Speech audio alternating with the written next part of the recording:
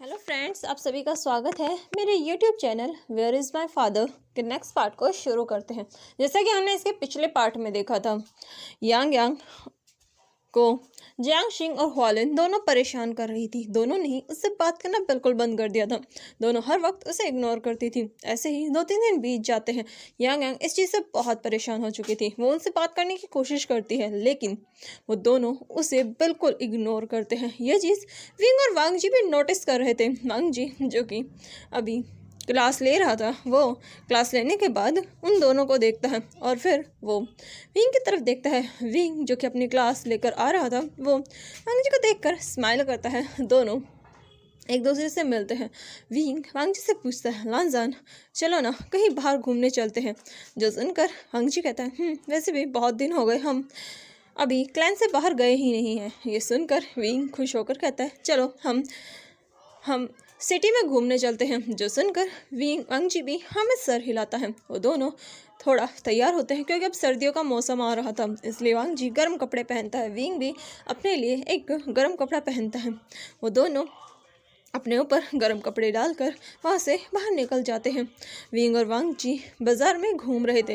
Wing जो कि बहुत सारी चीज़ें देख रहा था, उसे काफ़ी अच्छा लग रहा था। वो दोनों एक फूड स्टॉल पर जाते हैं, जहाँ हमेशा की तरह वांग जी को एक्स्ट्रा फूड मिलता है, क्योंकि वांग जी की ब्यूटी देखकर वो लेडी बहुत ज़्यादा इम्प्रेस हो चुकी थी और वो वांग जी को अपने स्टॉल से कुछ फूड एक्स्ट्रा देती है, जो कि वांग जी पहले तो एक्सेप्ट नहीं करता, लेकिन विंग जब उसे कहता है तो वांग जी एक्सेप्ट कर लेता है। विंग उसके फूड से उठाकर उसे खाने लगता है। विंग को काफ़ी मज़ा आ रहा था। विंग ऐसे ही और बहुत सारे स्टॉल्स पर जाता है जहाँ वांग जी को एक्स्ट्रा फूड मिलता है और विंग उसे पूरे इंटरेस्ट के साथ खाता है। ये देखकर वांग जी कहता है, विंग तुम ये क्या कर रहे हो। जो सुनकर विंग हंसते हुए कहता है, मैं अपने हस्बैंड की ब्यूटी का फ़ायदा उठा रहा हूँ। ये सुनकर वांग जी विंग को घूर कर देखता है, जो देखकर विंग हंसने लगता है। वो दोनों कुछ और जगह घूमने के लिए जाते हैं, जहाँ विंग को एक स्टॉल पर एक हेयर पिन काफ़ी पसंद आते हैं। वो दो तीन हेयर पिन्स को देखता है, जहाँ उनमें से एक हेयर पिन वो वांग जी को देते हुए कहता है, ये मैंने तुम्हारे लिए ली है। ये देखकर वांग जी कहता है, विंग मैं ये नहीं लगा सकता। जिस पर विंग कहता है कि तुम हमेशा अपना वो बोरिंग हेयर पिन लगाना चाहते हो, मुझे वो बिल्कुल भी ज़्यादा पसंद नहीं है। हालांकि वो तुम्हारा है, लेकिन मुझे उसका डिज़ाइन पसंद नहीं। तुम ये वाला यूज़ करो, ये वाला बहुत ज़्यादा ब्यूटीफुल है।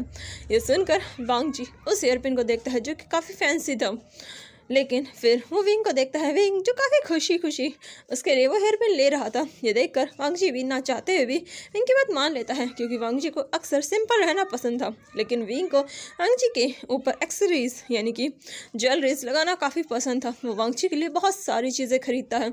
उसके लिए वो हेयर बैंड्स, यहाँ तक कि हाथों में पहनने के लिए कुछ ब्रेसलेट्स भी लेता है। तभी विंग को एक और ब्रेसलेट बहुत पसंद आता है, जो कि ब्लैक कलर का था। विंग उसे खरीदता है। यह देखकर वांग जी कहता है, ये तुम पर काफ़ी अच्छा लगेगा। ये सुनकर विंग स्माइल करता है। तभी विंग को उसके सेट यानी कि उसके साथ एक और ब्रेसलेट मिलता है, जो कि एक के साथ एक था। जो देखकर विंग कहता है, ये मैं यांग यांग को दूंगा। जिस पर वांग जी कहता है, हाँ उसे भी तुम्हारी तरह ब्लैक चीज़ें कुछ ज़्यादा ही पसंद है। ये सुनकर विंग हंसने लगता है। फिर वो दोनों और भी ज़्यादा जगह घूमने जाते हैं, जहाँ वो एक होटल में जाते हैं, जहाँ विंग और वांग जी आराम से अपना फूड एंजॉय करते हैं। विंग काफ़ी सारी चीज़ें मंगाता है, वांग जी हर चीज़ का पे करता है। विंग पे करने के लिए कहता है, लेकिन वांग जी उसे मना कर देता है।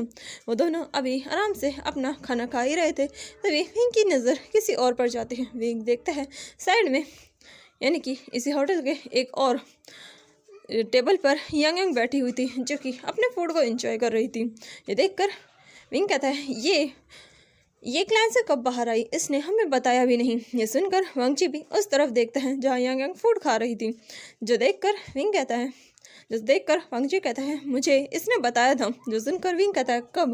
वांग जी कहता है, सुबह। इसने बताया था कि ये शहर में जा रही है, क्योंकि इसे पता चला है कि कुछ अननोन क्रीचर्स शहर पर हमला कर रहे हैं, इसलिए ये यहाँ पर लोगों के प्रोटेक्शन के लिए आई है। जो सुनकर विंग पूछता है कितने लोग आए हैं इसके साथ, जिस पर वांगजी कहता है ये अकेली ही आई है।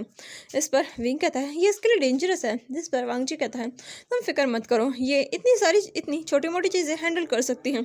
वैसे भी अगर इतना भी हैंडल ना कर पाए तो फिर ये कैसी यंग मास्टर बनेगी। ये सुनकर विंग वांगजी की तरफ देखता है। विंग वांगजी से कहता है वांगजी तुम काफ़ी ज़्यादा स्ट्रिक्ट हो रहे हो अपने बच्चों पर। ये सुनकर वांगजी कहता है ये होना पड़ता है क्योंकि तुम नहीं जानते ये कितने ज़्यादा बिगड़ सकते हैं। जिस पर विंग बस अपनी आंखें घुमाता है। फिर विंग कहता है चलो उसके साथ बैठते हैं। जिस पर वांगजी और विंग उठकर यांग की तरफ जाने लगते हैं। तभी विंग देखता है एक बॉय यांग के पास आकर बैठ जाता है। हालांकि विंग ने उसका फेस नहीं देखा, उसने रेड कलर के रॉब पहने हुए थे। वो लड़का यांग से बातें कर रहा था और बातें करते करते यांग उसे अपने हाथ से फूड खिलाने लगती है। ये देखकर विंग और वांगजी शॉक हो जाते हैं क्योंकि यांग उस लड़के को बड़े ही प्यार से खाना खिला रही थी। वो लड़का भी खाना खाते वक्त स्माइल कर रहा था और यांग को देख रहा था। ये देखकर यांग उसके बाल जो कि थोड़े लेंथी थे उनमें अपनी उंगलियां फिराती है, जिस पर वो लड़का हल्का सा शाय फील करता है, जो देखकर यांग हंसने लगती है। विंग और वांगजी ये नज़ारा देखकर पूरी तरीके से शॉक हो चुके थे। फिर वो यांग के पास नहीं जाते और वहीं अपनी टेबल पर वापस आ जाते हैं। फिर विंग यांग को देखते ही कहता है लान वांगजी तुम्हें क्या लगता है आखिर ये लड़का कौन है। जिस पर वांगजी कहता है मुझे नहीं पता, लेकिन इस तरीके से किसी मैन के करीब जाना ये अच्छी बात नहीं है। मैं इससे इस बारे में ज़रूर पूछूंगा और इससे इसकी खबर लूँगा। ये सुनकर विंग कहता है वांगजी साफ साफ हमें उससे बात करनी चाहिए। जो सुनकर वांगजी कहता है हम बात करेंगे। फिर वांगजी और विंग वहाँ से चले जाते हैं क्योंकि विंग और वांगजी फैसला करते हैं कि यांग जब वापस आ जाएगी तब वो यांग से बात करेंगे। जिस पर वांगजी और विंग एक दूसरे को एग्री करते हैं और फिर वो लोग वापस क्लैन में आ जाते हैं, जहाँ क्लैन में विंग और वांगजी एक दूसरे के साथ अपना पूरा टाइम स्पेंड करते हैं। विंग क्लासेस लेता है जहाँ वो बच्चों को डेमोनिक कल्टीवेशन के बारे में बताता है कि अगर उनके सामने कोई ऐसा क्रिएचर आ जाए तो उन्हें उससे कैसे खुद को प्रोटेक्ट करना है और कैसे उसे ख़त्म करना है। विंग उन्हें बहुत सारी चीज़ें सिखाता है। बच्चे भी विंग के साथ काफ़ी मस्ती करते हैं, बहुत मज़े से विंग की हर एक क्लास को अटेंड करते हैं। वो लोग काफ़ी खुश थे विंग से पढ़कर। उन्होंने जैसे सुना था कि हीलिंग पैट्रियार्क इतना बुरा है, हीलिंग पैट्रियार्क ऐसा है, लेकिन विंग के साथ रहकर वो एक चीज़ समझ चुके थे, हीलिंग पैट्रियार्क बिल्कुल भी बुरा नहीं है, बल्कि वो काफ़ी नाइस पर्सन है। विंग बच्चों की बहुत सारी हेल्प भी करता है, जिससे बच्चे बहुत खुश होते हैं। वहीं विंग या वालिन और जियांगशन को भी बहुत सारी चीज़ें सिखाता है। हालांकि जियांगशन काफ़ी छोटी थी, लेकिन फिर भी वो काफ़ी चीज़ें बहुत अच्छे से सीख रही थी। उसके लिए थोड़ा मुश्किल था, पर वो कोशिश कर रही थी। वालिन को ज़्यादा दिक्कत नहीं होती, जिससे विंग समझ जाता है कि वालिन दिमागी कल्टीवेशन को बहुत अच्छे से और बहुत पहले से जानती है। रोशन का जो देख कर विंग भी समझ जाता है कि ये महागुरु के पास ही ये सब सीख कर आई है। फिर वो लोग ऐसे ही क्लासेस लेते हैं। ऐसे ही 2-3 दिन आराम से बीत जाते हैं। यांग 2-3 दिन तक उन्हें लैंडक्लैन में नहीं दिखती, जिस बारे में जब वालिन जियांगशिंग पता करते हैं तो उन्हें पता चलता है कि यांग क्लैन से बाहर गई हुई है किसी काम से, जिसके लिए वो दोनों पहले तो थोड़ा गुस्सा होते हैं कि यांग इन्होंने बताया नहीं, लेकिन फिर उन्हें याद आता है कि यांग उनसे बात करने की कोशिश तो कर रही थी, लेकिन वो दोनों ही उससे परेशान करने के चक्कर में उसकी बात नहीं सुन रहे थे, जो देखकर उन्हें थोड़ा बुरा लगता है, लेकिन फिर वो इस बात को जाने देते हैं। ऐसे ही 3-4 दिन बाद यांग वापस क्लैन में आ जाती हैं। यांग अपनी रिपोर्ट वांगजी और शिचैन को देती हैं।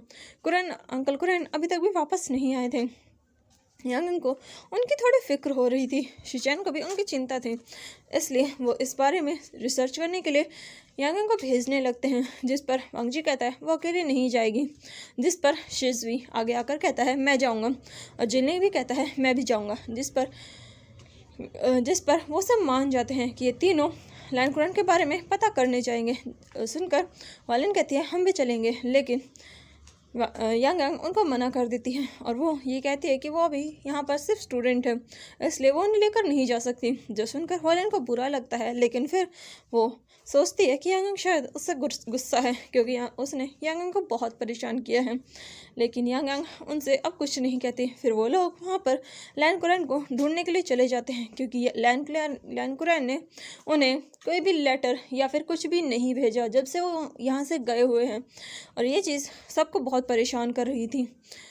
वहीं दूसरी तरफ विंग और वांग जी अपनी लाइफ को काफ़ी इंजॉय कर रहे थे। विंग जो कि अभी आराम से सो रहा था, वांग जी विंग के चेस्ट पर अपने सर को आराम से रखकर बड़े ही सुकून से सो रहा था। वांग जी के बाल जो कि बेड पर बिखरे हुए थे, विंग के बाल भी बहुत ही ग्रेसफुली खूबसूरती से बेड पर बिखरे हुए थे।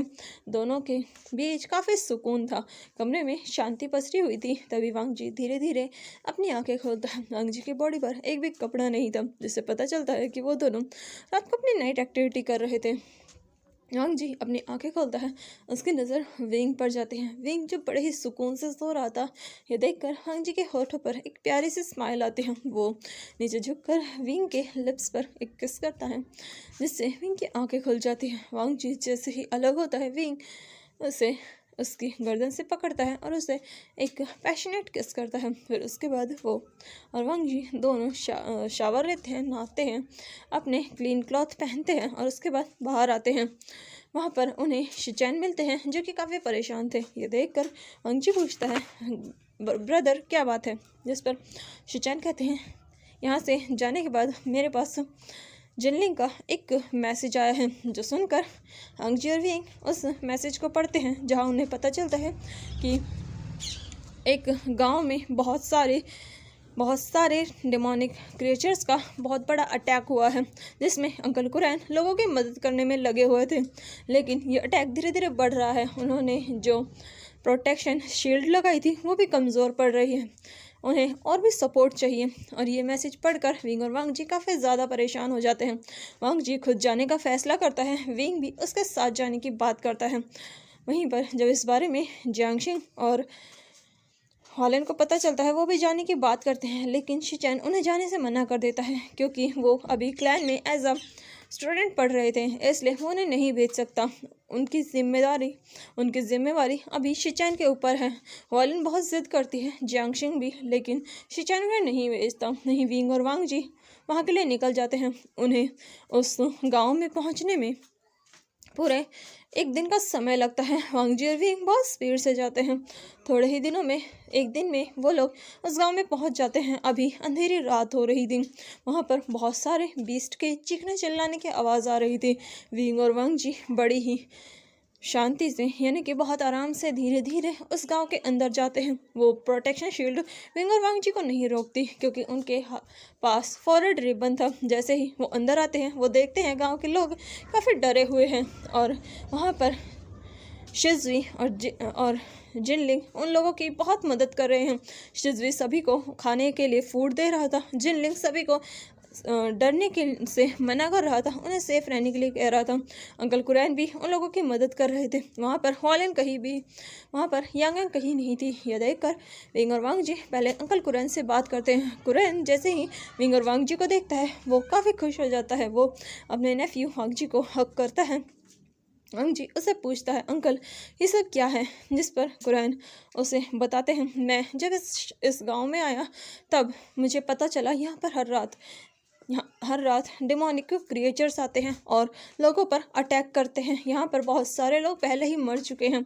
मैं यहाँ रुक गया उन लोगों को बचाने के लिए। मैंने उनसे फ़ाइट की, लेकिन वो बहुत ज़्यादा थे। जब 2-3 दिन तक मैं उन लोगों से, उन क्रिएचर से लड़ता रहा, तब तीसरे दिन यहाँ पर यांग और ये सब आए।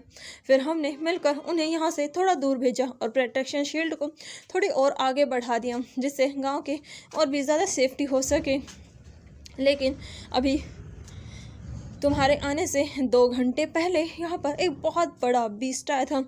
वो इस प्रोटेक्शन शील्ड को तोड़ ही देता। मैं भी उससे नहीं लड़ सकता था, क्योंकि मैं इंजर्ड हो चुका था उससे लड़ते वक्त।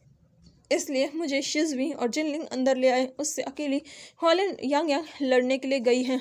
मुझे उसकी बहुत फिक्र हो रही है। ये सुनकर विंग कहता है, क्या अंकल आप ये कैसे कर सकते हैं? वो अकेली कैसे जा सकती है? वो अभी सिर्फ 17 साल की है। ये सुनते ही कुरैन को भी बुरा लगता है। कुरैन विंग से कहता है, विंग मुझे माफ़ कर दो, लेकिन मैं क्या कर सकता था? मेरे पास और कोई रास्ता नहीं था। जिनलिंग और शिज़वी बाकी लोगों को बचा रहे थे। शिज़वी जो कि शील्ड को बचाने की कोशिश कर रहा था। जिनलिंग मुझे वहाँ से बाहर से अंदर लेकर आया और उस बीच वो बीस्ट शील्ड को ना तोड़ दे, इसलिए यांग यांग को उसे रोकना पड़ा। अभी वो प्रोटेक्शन शील्ड से बाहर है। जो सुनते ही विंग उस तरफ जाते हुए कहता है मैं उसे लेकर आता हूँ, जिस पर वांग जी कहता है विंग मैं भी आता हूँ। जो देखकर अंकल कुरैन कहते हैं तुम दोनों संभल कर जाना, वहाँ पर वो बीस्ट बहुत ज़्यादा डेंजरस है। जो सुनकर विंग और वांग जी अंकल कुरैन की बात का कोई ज़्यादा जवाब नहीं देते। विंग जल्दी से अपनी चेंचिंग निकालता है और अपनी फ्लूट प्ले करना शुरू करता है। विंग जो कि फ्लूट प्ले कर रहा था वो अचानक से हवा में उड़ने लगता है। वहाँ पर उसकी बहुत सारी स्पिरिट्स आ जाती हैं जो कि उन लोगों की मरी हुई भी थी। वो सारे स्पिरिट्स विंग के चारों तरफ घूमने लगती हैं। विंग उन सभी बीस्ट पर अटैक कर देता है। वो सभी बीस्ट चीखने चिल्लाने लगते हैं। पूरे जंगल में बीस्ट के चीखने चिल्लाने की आवाज़ें आ रही थी, जिससे पता चल रहा था कि वो लोग कितने दर्द में हैं। विंग उन सबको बुरी तरीके से मार रहा था। विंग और वांग जी उन सबको मारते हुए खदेड़ते हुए जंगल के और भी अंदर जा रहे थे। जो भी बीस्ट उनके सामने आ रहा था विंग और वांग जी उसे बहुत ब्रूटली हर्ट कर रहे थे। जैसे ही वो लोग अंदर तक आते हैं तभी उन्हें यांग यांग मिलती है, जो कि अभी ज़मीन पर गिरी हुई थी। यांग के चारों तरफ ब्लड था। ये देखते ही विंग और वांग जी बहुत ज़्यादा डर जाते हैं। विंग जल्दी से यांग के पास आता है। वो यांग को जगाने की कोशिश करता है, लेकिन यांग कोई जवाब ही नहीं देती। विंग देखता है यांग के चारों तरफ जो ब्लड था उसमें से आधे से ज़्यादा बीस्ट का ब्लड था, यानी कि यांग ने एक साथ शायद 6 बीस्ट को मारा है। ये देखकर विंग उस तरफ देखता है जहाँ बीस्ट को के मरी हुई बॉडीज़ गिरी हुई थी, जो कि बहुत ज़्यादा तादाद में थी। वो इतनी ज़्यादा थी कि पूरा उनका एक पहाड़ बन चुका था। यांग की स्वॉर्ड जो कि वहीं पड़ी हुई थी वो अभी ऐसे ही थी। विंग उस स्वॉर्ड को उठाता है, यांग की मयान में डालता है और यांग को अपनी आर्म्स में उठाता है। तभी वांग जी कहता है विंग तुम इसे लेकर चलो, मैं रास्ता साफ करता हूँ। ये सुनकर विंग हाँ में सर हिलाता है। वांग जी अपनी स्वॉर्ड से सभी को काटते हुए बाहर आने लगता है। वहीं वो बीस्ट यांग के पास नहीं आ रहे थे, लेकिन सब लोग बहुत तेज़ी से चीख रहे थे, चिल्ला रहे थे। तभी एक बीस्ट का अटैक सीधा विंग के ऊपर आता है, लेकिन विंग उस बीस्ट के अटैक से बच जाता है। ऐसे ही बार बार अटैक हो रहे थे। तभी उन लोगों का रास्ता बिल्कुल ब्लॉक हो जाता है। उनके सामने पहाड़ के जितने बड़े बड़े 4 बीस्ट खड़े थे। ये देखकर वांग जी कहता है विंग तुम पीछे हटो, जिस पर विंग 2 कदम पीछे हट जाता है। वांग जी उन पर बहुत पावरफुल अटैक करता है। वो एक बीस्ट को बीच में से काट देता है। तभी दूसरा बीस्ट वांग जी पर अटैक करता है, जो कि वांग जी की स्लीव्स पर लगता है। वांग जी की रोप्स बिल्कुल रेड हो चुके थे, जो कि वाइट कलर के थे। ये देखकर विंग कहता है वांग जी तुम यांग को हैंडल करो, मैं इन बीस्ट को देखता हूँ। जिस पर वांग जी यांग को अपनी आर्म्स में लेता है और विंग अपनी चेंजिंग निकाल कर प्ले करने लगता है। विंग उन सभी बीस्ट को दूर फेंकने लगता है, उन्हें ब्रूटली मारने लगता है। लेकिन तभी विंग को डिजीनेस फील होती है। ये देखकर वांग जी विंग को संभालता है। विंग काफ़ी कमज़ोर महसूस कर रहा था। उसे पता है कि ये बॉडी उसकी डिमोनिक एनर्जी को हैंडल नहीं कर सकती, लेकिन अभी विंग यहाँ से बस निकलना चाहता है ताकि यांग का ट्रीटमेंट करवा सके। लेकिन ये बीस्ट और भी तादाद में आ रहे थे। ये देखकर वांग जी से कहता है वांग जी मुझे अपनी और भी ज़्यादा डिमोनिक एनर्जी का इस्तेमाल करना पड़ेगा। यह सुनकर वांग जी कहता है विंग तुम ज़्यादा नहीं कर सकते, तुम्हारी बॉडी बहुत ज़्यादा वीक है। अगर तुमने ज़्यादा किया तो ये बॉडी ये सब हैंडल नहीं कर पाएगी और इससे तुम्हारी जान जा सकती है। यह सुनकर विंग कहता है लेकिन अगर हम यहाँ से नहीं निकले तो हम तीनों के तीनों मारे जाएंगे। हम में से किसी ना किसी को तो बाहर निकलना ही होगा और तुम चिंता मत करो, मैं हैंडल कर लूँगा। जब बोलकर विंग जैसे ही दोबारा अपनी चेंजिंग की दूसरी म्यूज़िक को प्ले करने ही वाला था, तभी उसके कानों में यांग की धीमी आवाज़ जाती है फादर ये मत कीजिए। ये सुनते ही विंग यांग की तरफ देखता है जहाँ यांग अपनी आंखें खोल चुकी थी। ये देखकर वांग जी कहता है यांग तुम चिंता मत करो, हम तुम्हें यहाँ से बाहर निकालेंगे। जब सुनकर यांग अपने पैरों पर खड़े होने की कोशिश करती है। ये देखकर वांग जी कहता है यांग तुम बहुत कमज़ोर हो, तुम्हारा बहुत ज़्यादा ब्लड लॉस हो चुका है। यांग के ऊपर बहुत ज़्यादा इंजरीज़ के निशान थे, जो कि साफ साफ दिख रहे थे। उसके कपड़े कुछ जगह से फट भी चुके थे। यांग ये देखकर बस हल्की सी स्माइल करती है। विंग उसे देखकर कहता है तुम अभी आराम करो। जिस पर यांग विंग का हाथ पकड़कर उसे नीचे करती है। विंग जो कि डिमोनिक एनर्जी की वजह से हवा में उड़ रहा था। उसके चारों तरफ बहुत ज़्यादा डिमोनिक एनर्जी थी। लेकिन यांग जैसे ही विंग को नीचे करती है, विंग शॉक होता है, क्योंकि इस तरीके से विंग को टच करने की हिम्मत खुद वांग जी भी नहीं करता, वो भी डिमोनिक एनर्जी के बीच में। विंग उसे देख कर कहता है, यांग तुम पागल हो चुकी हो। जो सुनकर यांग बस स्माइल करती है। वो अपने पास से फ्लूट निकालती है। ये देखकर विंग कहता है ये बहुत ज़्यादा डेंजरस है। ये देखकर यांग बस स्माइल करती है। वो अपनी फ्लूट को अपने लिप्स के पास रखती है और एक मेलोडी प्ले करने लगती है। उस मेलोडी से वो सारे बीस्ट कुछ पलों के लिए जैसे अपनी ही जगह पर सुन हो चुके हों। यांग उन बीस्ट को देखती है और फिर वो फ्लूट प्ले करने लगती है और वो वांग जी से कहती है, फादर इन सबको मार दीजिए। ये सुनते ही विंग और वांग जी दोनों स्वॉर्ड निकालते हैं और जैसे जैसे यांग म्यूजिक प्ले कर रही थी वो उन बीस्ट को मार रहे थे। हालांकि विंग और वांग जी जानते थे यांग की कंडीशन ठीक नहीं है, लेकिन अभी उन्हें यहाँ से जिंदा बाहर निकलना था। वो लोग उन बीस्ट को मारते हैं जो कि आगे आ रहे थे। वहीं वो बीस्ट जो कि उन पर अटैक करने आ रहे थे, लेकिन जैसे ही उनके कानों में यांग की फ्लूट की धुन पड़ती वो अपनी ही जगह पर रुक जाते। ऐसा लग रहा था यांग उन्हें हिप्नोटाइज कर रही हो। धीरे धीरे वो लोग उस जंगल से बाहर आते हैं। उस जंगल से अब बीच के चिल्लाने की आवाज़ कम होने लगी थी, क्योंकि सूरज निकलने लगा था। विंग और वांग जी जल्दी ही गांव में पहुंच जाते हैं। जैसे ही यांग उस प्रोटेक्शन बैरियर के अंदर आती है, उसके हाथ से फ्लूट नीचे गिर जाती है। उसके लिप्स से उसके मुंह से बहुत सारा ब्लड बाहर आता है। ये देखते ही वांग जी यांग को पकड़ता है, लेकिन यांग वहीं पर ही बेहोश हो चुकी थी। ये देखकर कुरैन भागते हुए आते हैं और यांग को गाल थपथपाते हुए कहते हैं, यांग होश में आओ, हुआ क्या है तुम्हें। जिस पर विंग कहता है इसने बहुत ज़्यादा एनर्जी यूज़ कर ली है, हमें इसका जल्द से जल्द ट्रीटमेंट करना होगा। ये सुनकर कुरैन कहता है, लेकिन यहाँ पर तो कोई डॉक्टर है ही नहीं, यहाँ पर कोई भी फिजिशियन नहीं है, इसका इलाज कौन करेगा। जिस पर वांग जी कहता है मैं करूँगा। और ये बोलकर वांग जी यांग का इलाज करने के लिए उसके जितने भी घाव थे उन सबको ट्रीट करता है। वो उसे एक घर में लेकर जाता है जहाँ वो उसका ट्रीटमेंट शुरू करता है। वो यांग के सारे घाव को ठीक करता है। पर जब वो यांग की स्पिरिचुअल एनर्जी को चेक करता है, वांग जी बहुत ज़्यादा परेशान हो जाता है। ये देखकर विंग कहता है आखिर हुआ क्या है। जिस पर वांग जी कहता है मैंने इसके घाव को तो ट्रीट कर दिया, लेकिन इसकी स्पिरिचुअल एनर्जी मुझे समझ में नहीं आ रही। ये देखकर विंग भी उसकी स्पिरिचुअल एनर्जी चेक करता है, जो कि विंग से सिमिलर थी। ये देखकर विंग कहता है इसकी स्पिरिचुअल एनर्जी मिक्स हो चुकी है, यानी कि इसके अंदर डिमोनिक और जो नॉर्मल कल्टिवेटर की होती है दोनों एनर्जी मिक्स हो चुकी है। जिस पर वांग जी कहता है कि इसके लिए खतरनाक है। जिस पर विंग कहता है नहीं, यही एनर्जी मेरी बॉडी में भी है, इसलिए ये बिल्कुल भी खतरनाक नहीं है। ये बोलकर विंग स्माइल करता है। वहीं वांग जी भी गहरी सांस लेता है। दोनों चैन की सांस लेते हैं। यांग वहीं पर ही बेहोश रहती है। ये देखकर कुरैन कहता है हमें जल्द से जल्द इस मैटर को यहीं क्लोज करना होगा। जो सुनकर वो लोग हाँ करते हैं।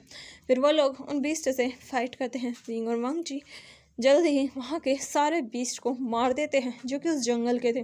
वो उस जंगल के सारे बीस्ट को मार कर उस जगह को बिल्कुल खाली कर देते हैं। यांग को एक दिन में होश आ जाता है। वो जब होश में आती है सबको सही सलामत देखकर चैन की सांस लेती है। जब उसे पता चलता है विंग और वांग जी अब हर रात बीस्ट को मारेंगे, ये जानकर वो उनकी मदद करने के लिए कहती हैं, लेकिन वांग जी और विंग उसे स्ट्रिक्टली बिल्कुल मना कर देते हैं। कुरैन भी उसे उठने के लिए भी मना कर देते हैं। वो लोग उसे उस घर में ही लॉक कर देते हैं, जिससे यांग को बहुत गुस्सा आता है, लेकिन वो इस मामले में कुछ नहीं कर सकती। वो लोग यांग बस लोगों की थोड़ी थोड़ी मदद करती है, क्योंकि वो इंजर्ड थी, इसलिए कोई उसे ज़्यादा काम भी नहीं कहता। पूरे एक हफ्ते तक वहाँ पर रहने के बाद वो सब लोग लैन क्लैन के लिए जाने के लिए तैयार होते हैं। वहाँ के लोग उनका बहुत शुक्रिया अदा करते हैं, जिस पर सब लोग खुश होते हैं। जब उन्हें पता चलता है कि विंग और कोई नहीं हीलिंग पैट्रियार्क है, तो वो लोग समझ जाते हैं कि हीलिंग पैट्रियार्क कोई बुरा इंसान नहीं है, वो बहुत ही काइंड पर्सन है। ये जानकर विंग को काफ़ी खुशी होती है, क्योंकि विंग की इमेज अब लोगों के दिलों में बिल्कुल सुधर चुकी थी। विंग अब वो क्रूअल हीलिंग पैट्रियार्क नहीं रहा था, बल्कि वो लोगों के लिए बहुत अच्छा इंसान बन चुका था। विंग और बाकी सब लैन क्लैन के लिए निकल जाते हैं। जैसे ही वो लोग लैन क्लैन में पहुंचते हैं, विंग और बाकी सब वहीं रहते हैं। अभी उन्हें आए हुए सिर्फ 15 दिन ही हुए थे। तभी एक दिन विंग जो कि अपने बेड पर सो रहा था, तभी वांग जी उठ जाता है और वो अपनी क्लास के लिए निकल जाता है। विंग वांग जी को वांग जी विंग को जगाने की कोशिश करता है, लेकिन विंग नहीं उठता। देखकर वांग जी को लगता है कि विंग शायद आज आराम करने की सोच रहा है। तो सोचकर वांग जी ज़्यादा कुछ नहीं करता, वो अपनी क्लास में चला जाता है। ऐसे ही शाम हो जाती है। वांग जी जब अंदर आता है वो देखता है विंग अभी भी बेड पर ही है और वैसे ही है जैसे वांग जी से छोड़ कर गया था। ये देखकर वांग जी काफ़ी ज़्यादा घबरा जाता है। वो विंग को चेक करता है। विंग की पल्स रेट काफ़ी लो हो चुकी थी। ये देखकर वांग जी फिजिशियन को बुलाता है। जब फिजिशियन विंग को चेक करता है उसे विंग की कंडीशन समझ में नहीं आती। वहीं कुरैन और बाकी सभी काफ़ी ज़्यादा परेशान हो जाते हैं। विंग होश में आ ही नहीं रहा था। पूरा दिन बीत जाता है और पूरी रात विंग एक बार भी अपनी आंखें नहीं खोलता। विंग ऐसा लग रहा था जैसे कि विंग की सांसें थमने लगी हों। ये देखकर वांग जी की आंखों में आंसू आते हैं। उसे फिर से विंग को खोने का डर सताने लगता है। विंग जो कि बेहोश था, उसकी कंडीशन अब और भी ज़्यादा बिगड़ती जा रही थी। विंग के माउथ से थोड़ा थोड़ा ब्लड बाहर आने लगता है, जिसे वांग जी वाइप करता है, लेकिन वो बहुत ज़्यादा डर चुका था। यांग यांग को जब इस बारे में पता चलता है तो वो सीधा जिंगशी में आती हैं। वो देखती हैं वांग जी काफ़ी ज़्यादा परेशान है। वांग जी ने अपनी हालत ख़राब कर रखी है। वो काफ़ी मैसी बनकर वहीं विंग के पास बैठा हुआ है। वांग जी की आंखों से लगातार आंसू बह रहे हैं। ये देखकर यांग यांग वांग जी के पास जाती है। वांग जी जैसे ही यांग यांग को देखता है वो उसे हक कर लेता है। वांग जी जो कि किसी के सामने बिल्कुल नहीं टूटता, वो थोड़ा अपनी रोने वाली आवाज़ में कहता है, यांग यांग देखो ना, तुम्हारे फादर को क्या हो गया है, ये अपनी आंखें नहीं खोल रहा। ये देखकर यांग यांग वांग जी को शांत करती है, लेकिन वांग जी जो कि रो रहा था।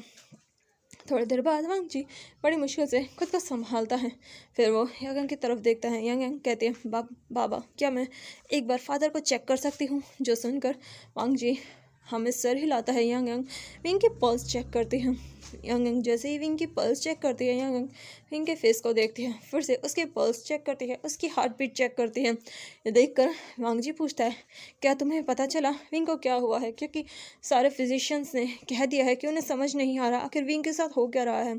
मुझे सच में बहुत ज़्यादा डर लग रहा है। ये सुनकर यांग यांग कहती है, फादर आप फिक्र मत कीजिए, बाबा आप फिक्र मत कीजिए, फादर को कुछ नहीं हुआ है, बस इन्होंने शायद उस हमले में बहुत ज़्यादा अपने डिमोनिक एनर्जी का इस्तेमाल किया है। इस वजह से इनकी बॉडी उस चीज़ को संभाल नहीं पा रही है।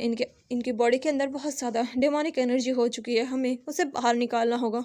ये सुनकर वांग जी कहता है, क्या मैं प्योरीफाई में म्यूज़िक करूं जिससे शायद वो डिमोनिक एनर्जी प्योरीफाई हो जाए? जिस पर यांग यांग कहती है, प्योरीफाई म्यूज़िक से ज़्यादा कुछ नहीं होगा, हमें कुछ ऐसा करना होगा कि वो सारी एनर्जी एक साथ बाहर आ जाए। जो सुनकर वांग जी कहता है, आखिर हम इसमें क्या कर सकते हैं? क्या हम ये लोहे का इस्तेमाल करें? जो सुनकर यांग यांग कहती है, नहीं, वो डिमोनिक एनर्जी बुलाने में बहुत ज़्यादा अच्छा है, लेकिन वो ये नहीं कर सकता। वांग जी काफ़ी ज़्यादा परेशान होता है। हालांकि उसे पता चल चुका था विंग को हुआ क्या है, लेकिन इसका इलाज क्या है ये अभी भी वांग जी नहीं जानता था। तभी वहाँ पर कुरैन और बाकी सब आते हैं। कुरैन के साथ एक और पर्सन था। कुरैन कहता है, ये विंग को हील कर सकता है।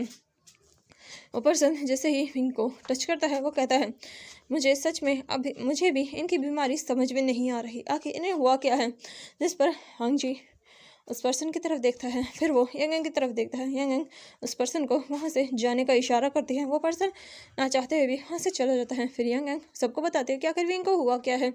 जो जानकर वांग जी के साथ साथ कुरैन और बाकी सब भी शौक थे। शिज भी कहता है, क्या हम बाबा के अंदर से डिमोनिक एनर्जी को प्योरीफाई म्यूज़िक से नहीं निकाल सकते? हम सारे प्योरीफाई म्यूज़िक का इस्तेमाल करेंगे जिससे बाबा जल्दी ठीक हो जाएंगे। जो सुनकर यांग यांग कहती है, प्योरीफाई म्यूज़िक से कुछ नहीं होगा, हम प्योरीफाई म्यूज़िक कर सकते हैं, लेकिन उससे पहले डिमोनिक एनर्जी को बाहर लाना होगा। जो सुनकर वांग जी कहता है, अब हम क्या ही करें? वांग जी काफ़ी ज़्यादा परेशान हो गया था, क्योंकि वो किसी भी ऐसे कल्टीवेटर को नहीं जानता जिसकी डिमोनिक एनर्जी बहुत स्ट्रॉन्ग हो। यांग जो कि गहरी सोच में वहीं खड़ी थी, वो बहुत ज़्यादा गहरी सोच में थी। तभी यांग को कुछ याद आता है और वो वांग जी की तरफ देखती है और कहती है, बाबा अगर मैं कुछ कहूँ तो क्या आप मेरी बात मानेंगे? जिस पर वांग जी कहता है, अगर ऐसा क्या है, क्या तुम विंग को ठीक कर सकते हो? क्या कुछ ऐसा है जिससे विंग ठीक हो जाए? इस पर यांग यांग कहती है, हाँ मैं फादर को ठीक कर सकती हूँ, लेकिन उसके लिए आपको मेरी एक बात माननी होगी। जिस पर अंजी कहता है क्या बात। तभी वो अंकल कुरैन की तरफ देखकर कहते हैं अंकल दादू मुझे ये लोहा चाहिए। ये सुनते ही कुरैन कहता है बिल्कुल भी नहीं, वो एक खतरनाक चीज़ है, मैं उसे तुम्हारे हाथों में नहीं दे सकता। जिस पर यांगन कहती है मैं उसे हमेशा के लिए नहीं मांग रही, मुझे बस थोड़ी टाइम के लिए वो चाहिए। बस बाबा के अंदर से, मैं फादर के अंदर से डिमोनिक एनर्जी बाहर निकालूंगी, उसके बाद आप मुझसे ये लोहा वापस ले सकते हैं। जो सुनकर कुरैन ना चाहते हुए उसके बाद मान जाता है, क्योंकि वो यांग जी की हालत नहीं देख पा रहा था। कुरैन ये लोहा लाकर यांग के हाथ में रख देता है। यांग ये लोहा लेती है। फिर उसके बाद वो विंग के पास से उसकी चेंचिंग लेती है। वांग जी चेंचिंग को देखता है और पूछता है तुम क्या करने वाली हो। जिस पर यांग कहते हैं कुछ नहीं, बस फादर के अंदर से उनकी डिमोनिक एनर्जी बाहर निकालूंगी। और ये बोलकर वो विंग आंगजे से कहती है बाबा। फिर वो अंकल कुरैन और बाकी सबसे कहते हैं आप सबके सब प्योरीफाई म्यूज़िक प्ले कीजिए। जैसे ही वो एनर्जी बाहर आएगी आपको उसे प्योरीफाई करना पड़ेगा, इससे पहले वो किसी और की बॉडी के अंदर जाए। जो सुनकर सब लोग इस बात के लिए एग्री हो जाते हैं। सब लोग वहीं पर गुचिन लेकर बैठ जाते हैं। सब गुचिन लेकर उसे बजाने लगते हैं, उसे प्ले करने लगते हैं। यांग चेंचिंग प्ले करती है। जैसे ही वो चेंचिंग प्ले करती है उसके हाथ का ये लोहा रिएक्ट करने लगता है। ये लोहा हवा में आ जाता है, वो चारों तरफ घूमने लगता है। ये लोहे के अंदर से बहुत ज़्यादा डिमोनिक एनर्जी निकल रही थी, जो कि सबको इफ़ेक्ट कर रही थी। शिज़ुई ज़्यादा देर तक डिमोनिक एनर्जी का इस प्रेशर को हैंडल नहीं कर पाता। ये देख कर वांग जी उसे कमरे से बाहर भेज देता है। जैसे ही शिज़ुई बाहर जाता है वो चैन की सांस लेता है। तभी से हुआलिन और जियांगशिंग मिलते हैं। जब हुआलिन उससे पूछती है कि क्या हो रहा है, तब शिज़ुई उन्हें सब कुछ बताता है। ये जानकर हुआलिन बहुत ज़्यादा परेशान हो जाती है। वो भी अंदर जाने की कोशिश करती है, लेकिन शिज़ुई से रोक देता है, ये कहकर कि बाबा ने सबको बाहर भेज दिया। वो लोग फिर सुनते हैं कि प्योरीफाई म्यूज़िक प्ले हो रहा है और उन्हें थोड़ी बहुत साउंड आ रही थी, जो कि शायद किसी चीज़ के बर्न होने की थी। वो जो भी डिमोनिक एनर्जी थी वो बाहर निकल रही थी विंग की बॉडी से। जैसे जैसे डिमोनिक एनर्जी बाहर निकल रही थी विंग का पेल फेस धीरे धीरे फिर से नॉर्मल हो रहा था। विंग फिर से ठीक हो रहा था। ये देखकर हंगजी भी समझ जाता है कि यांग ने सही कहा था। वहीं यांग जो कि प्योरीफाई म्यूज़िक प्ले कर रही थी, धीरे धीरे विंग हील हो जाता है और वो सारा जो विंग डिमोनिक एनर्जी थी वो बाहर आ जाती है। इन सब में पूरे 4 घंटे लगते हैं। 4 घंटे बाद यांग अपनी फ्लूट को बंद करती है और फिर वो ये लोहे को भी पाउच में वापस डाल देती है और उसे कुरैन को देते हुए कहते हैं ये लीजिए अंकल। कुरैन ये देखकर स्माइल करता है। यांग चेंचिंग को विंग के पास रख देती है और वो वांग जी की तरफ देखकर कहते हैं बाबा आप ठीक हैं। जो सुनकर वांग जी हमें सर हिलाता है। वो भी काफ़ी खुश था। वो यांग को हक करता है। यांग बस वांग जी को देखती है और वहाँ से निकल जाते हैं। वो ज़्यादा कुछ नहीं कहती। यांग अपने रूम में जाती है। जैसे ही वो अपने रूम में जाती है तभी वो अचानक से बेहोश होने लगती है। तभी उसे हुआलिन पकड़ लेती है। हुआलिन यांग को बेड पर लेटाती है और उसकी कंडीशन चेक करती है। यांग ठीक थी, बस उसने कुछ ज़्यादा ही एनर्जी इस्तेमाल कर ली थी। नॉर्मल कल्टिवेटर जब भी डिमोनिक एनर्जी का इस्तेमाल करते हैं उनकी बॉडी बहुत ज़्यादा वीक हो जाती है और यही चीज़ हमेशा यांग के लिए होती थी। जब भी वो डिमोनिक एनर्जी का इस्तेमाल करती थी उसकी बॉडी वीक हो जाती थी, क्योंकि वो सिर्फ 16 साल की थी। वो अभी सिर्फ 16-17 साल की थी, इसलिए उसके लिए इतनी ज़्यादा डिमोनिक एनर्जी का इस्तेमाल करना बहुत ज़्यादा डेंजरस था। और वो कोई डिमोनिक कल्टिवेटर नहीं थी, बस वो विंग की वजह से ही डिमोनिक एनर्जी इस्तेमाल कर सकती थी। वहीं पर ही लेटी रहती है हॉलैंड, उसका ध्यान रखती है। वहाँ पर जियांगशिंग भी आती है। जब वो ऐसी कंडीशन में देखती है हॉलैंड उसे सब कुछ बताती है। ये देखकर जियांगशिंग भी यांग का ध्यान रखने लगती है। वो दोनों उसकी पूरी केयर करते हैं। वहीं विंग को भी कुछ देर में ही होश आ जाता है। विंग जैसे ही होश में आता है वो वांग जी की तरफ देखता है, जो कि जैसे ही विंग को होश में देखता है वांग जी झट से विंग को गले लगा लेता है। विंग थोड़ा शॉक होता है, लेकिन वो भी वांग जी को गले लगाता है। फिर विंग पूछता है लांसान क्या हुआ, तुम इतने परेशान क्यों हो? मैं बस सो ही तो रहा था, तुम तो ऐसे डर गए जैसे पता नहीं क्या हो गया हो। जिस पर वांग जी अपने आंसू साफ करता है, विंग को देखता है और वो हिंग के चेस्ट पर हिट करते हुए कहता है, विभूषण दोबारा कभी भी इस तरीके की हिम्मत मत करना। तुम आज के बाद कभी भी डिमोनिक एनर्जी का इस तरीके से इस्तेमाल नहीं करोगे। जिस पर कुरान कहता है, हाँ बिल्कुल, अब से विंग तुम डिमोनिक एनर्जी का इस्तेमाल नहीं करोगे। ये सुनते ही विंग कहता है, लेकिन क्यों? जिस पर शिजन कहता है, क्योंकि ये डिमोनिक एनर्जी बहुत ज़्यादा डेंजरस है। तुम्हारी जान अभी जाते जाते बची है। अगर यहाँ यांग नहीं होती तो शायद हम तुम्हें नहीं बचा पाते। नॉर्मल फिजिशियन तो तुम्हारी हेल्थ के बारे में पता भी नहीं लगा पाए। वो तो अच्छा है कि यांग खुद भी एक डिमोनिक कल्टिवेटर है, इसलिए उसे पता चल गया आखिर तुम्हारे साथ हुआ क्या है। जो सुनकर विंग पूछता है, आखिर हुआ क्या है, मुझे कुछ समझ में नहीं आ रहा। जिस पर वांग जी कहता है, तुम पूरे दिन से गहरी नींद में सो रहे थे और तुम्हारी सांसें बिल्कुल धीमी हो चुकी थी। हमें ऐसा लग रहा था कि किसी भी पल तुम्हारे दिल की धड़कनें रुक जाएंगी। ये बोलते हुए वांग जी रोने ही वाला था। विंग उससे हक करके कहता है, लांसर तुम डरो मत, मैं बिल्कुल ठीक हूँ और मुझे कुछ नहीं होने वाला। मैं बस शायद गहरी नींद में चला गया था, लेकिन देखो मैं बिल्कुल ठीक हूँ। और ये बोलकर वांग जी को विंग हक कर लेता है। वो दोनों ऐसे ही एक दूसरे को हक कर रखते हैं।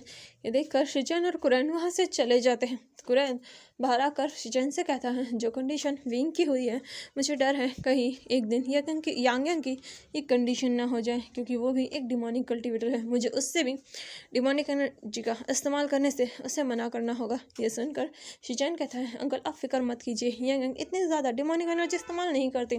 आपने बताया ना कि उस गांव में इतने ज़्यादा बीस्ट थे, लेकिन फिर भी उसने डिमोनिक एनर्जी का इस्तेमाल नहीं किया। इसका मतलब उसे पता है कि कब डिमोनिक एनर्जी का इस्तेमाल करना है। जो सुनकर कुरान कहते हैं, तुमने सही कहा। फिर वो विंग और वांग जी के कमरे की तरफ देखकर कहते हैं, लेकिन मुझे विंग के लिए थोड़ी चिंता हो रही है, क्योंकि विंग सिर्फ अपनी डिमोनिक एनर्जी पर ही निर्भर है। जो सुनकर शिजन कहता है, क्यों ना हम विंग को नॉर्मल कल्टीवेशन फिर से सिखाएं। जिस पर कुरान कहता है, आइडिया अच्छा है, मैं विंग से बात करूंगा। और ये बोलकर वो वहाँ से चले जाते हैं। वहीं ऐसे ही धीरे धीरे दिन बीतने लगते हैं। जब यांग ठीक होकर वापस आती हैं तो वो विंग को सही सलामत देखकर काफ़ी खुश होती हैं। वो भी विंग को यही हिदायत देती हैं कि विंग डिमोनिक एनर्जी का ज़्यादा इस्तेमाल ना करे, जिसके लिए विंग मान जाता है। फिर वो लोग ऐसे ही धीरे धीरे अपना समय बिताते हैं। अब वालिन और जियांगशिंग भी वो लोग यांग को इग्नोर नहीं करते थे। अभी सर्दी का बहुत ज़्यादा मौसम चल रहा था। यांग भी गर्म कपड़े पहनकर घूम रही थी। तभी लैंडक्रायर में एक छोटा सा लड़का आता है, जिसकी उम्र सिर्फ 14 साल थी। जैसे ही वो अंदर आता है, वो वहाँ पर किसी को ढूंढने लगता है, लेकिन वो जियांगशिंग से टकरा जाता है। वो जियांगशिंग जो कि उस लड़के के टकराने से गिरने ही वाली थी, तभी वो लड़का उसे उसकी वेस्ट से पकड़कर अपनी तरफ खींचता है। लेकिन जैसे ही उस लड़के की नज़र जियांगशिंग के ब्यूटीफुल फेस पर जाती है, वो लड़का पूरी तरीके से हैरान होकर सिर्फ जियांगशिंग को घूरने लगता है। वो जियांगशिंग को एकटक देखे ही जा रहा था। यह देखकर जियांगशिंग उस लड़के का हाथ अपनी कमर से हटाकर गुस्से से उसे खुद से दूर धक्का देते हुए कहती है, हे ये क्या बदतमीजी है, क्या कर रहे हो तुम यहाँ पर, और तुम हो कौन, और क्लैन में क्या कर रहे हो वो भी बिना किसी को बताए? क्या तुम यहाँ किसी से मिलने आए हो? अगर मिलने आए हो तो पहले उस पर्सन का नाम बताओ। और तुम्हें किसी ने सिखाया नहीं कि किसी भी लड़की को इस तरीके से टच नहीं करते? आखिर तुम हो कहाँ से, और इस तरीके से मुझे आके फाड़ कर क्यों देख रहे हो? अपनी नज़रें संभाल कर रखो। और जियांगशिंग जो कि उस लड़के के ऊपर चिल्ला रही थी, लेकिन वो लड़का एक वर्ड भी नहीं बोलता। तभी पीछे से आवाज़ आती है, हुआलियांग तुम यहाँ क्या कर रहे हो? यह सुनते ही उस लड़के का ध्यान जियांगशिंग से हटता है। वो तो जियांगशिंग की ब्यूटी में खो ही चुका था। वो अपनी नज़रें उठाकर पीछे देखता है, जहाँ पर वालिन और यांग दोनों खड़े थे। जैसे ही वो लड़का वालिन और यांग को देखता है, उसके फेस पर एक प्यारी सी स्माइल आती है। उसने रेड कलर का रॉक पहने हुए थे। वो सीधा वालिन के पास जाकर उसे हक करके कहता है, शिजिए कैसी हैं आप? जो सुनते ही वालिन उसके बालों को सहलाते हुए कहते, तुम यहाँ क्या कर रहे हो हुआलियांग? जो सुनते ही हुआलियांग, जो कि वालिन का छोटा भाई था, वो अभी 14 साल का था, वो वालिन को देखकर कहता है, कुछ नहीं, मैं तो बस यहाँ एक लेटर पहुँचाने आया था, जो कि मुझे गुरुमा ने दिया था। जो सुनकर यांग यांग उस लेटर को लेते ही कहती है, ये क्या है? जिस पर हुआ लियांग उससे लेटर छीनते ही कहता है, मुझे वापस दीजिए, ये लेटर मुझे यहाँ के क्लैन लीडर को देना है जिनका नाम लैन शिचैन है। ये सुनते ही यांगशेंग कहती है, तुम मेरे बाबा को ये लेटर क्यों देना चाहते हो? ये सुनते ही वो कहता है, ओह तो तुम्हारे बाबा हैं, ब्यूटीफुल लड़की, सॉरी नकचड़ी लड़की। ये सुनते ही यांगशेंग उस लड़के को घूरते कहती है, हे तुम इस तरीके से नहीं बोल सकते। सुनकर वो लड़का कहता है, वैसे तुम काफ़ी ब्यूटीफुल हो, मुझे तुम्हें देखकर अच्छा लगा, बहुत दिनों बाद मैं किसी इतनी ब्यूटीफुल गर्ल से मिल रहा हूँ, वैसे तुम्हारा नाम क्या है? जो सुनकर यांग उस लड़के के बालों में अपने हाथ फिराते हुए कहती, हुआलियांग तुम इस तरीके से इसे परेशान करना बंद करो। ये सुनकर हुआलियांग कहता है, मैं झूठ नहीं बोल रहा, सच में मुझे काफ़ी पसंद आई। और ये बोलकर वो यांगशेंग के पास जाता है और उसे देखकर कहता है, वैसे मुझे जो भी लड़की पसंद आती है मैं उसे एक गिफ्ट ज़रूर देता हूँ। जो सुनकर यांगशेंग कन्फ्यूज़ होकर उस लड़के को देखती है, तभी वो लड़का आगे बढ़ता है और यांगशेंग के गाल पर किस करके कहता है, तुम सच में बहुत क्यूट हो। और ये किस पाकर यांगशेंग पूरी तरीके से सदमे में चली जाती है। वहीं हुआलिन अपने मुंह पर हाथ रख लेती है। यांग यांग तो हंसने ही लगती है। वहीं हुआलियांग उस लेटर को लेकर वहाँ से जाते ही कहता है, मैं क्लैन लीडर से मिलकर आता हूँ। और ये बोलकर वो वहाँ से निकल जाता है। यांग यांग ये नज़ारा देखकर हंसने लगती है और वहीं यांगशेंग जो कि पहले हैरानी से अपना मुंह खोलकर उस लड़के को देख रही थी और फिर वो गुस्से से अपना मुंह फुला लेती है, वहीं ये देखकर यांग हंसने लगती है। तो चलिए मिलते हैं इसके नेक्स्ट पार्ट में, देखते हैं आगे इस कहानी में क्या होगा। वैसे मैं इस कहानी को ख़त्म करने वाली हूँ, इसके बाद नेक्स्ट स्टोरी जो मैं लाऊंगी वो भी बहुत इंटरेस्टिंग होने वाली है। तो तब तक के लिए मेरे चैनल को लाइक कीजिए, शेयर कीजिए, सब्सक्राइब कीजिए और हाँ कमेंट करना ना भूलें। Thank you, bye bye, take care.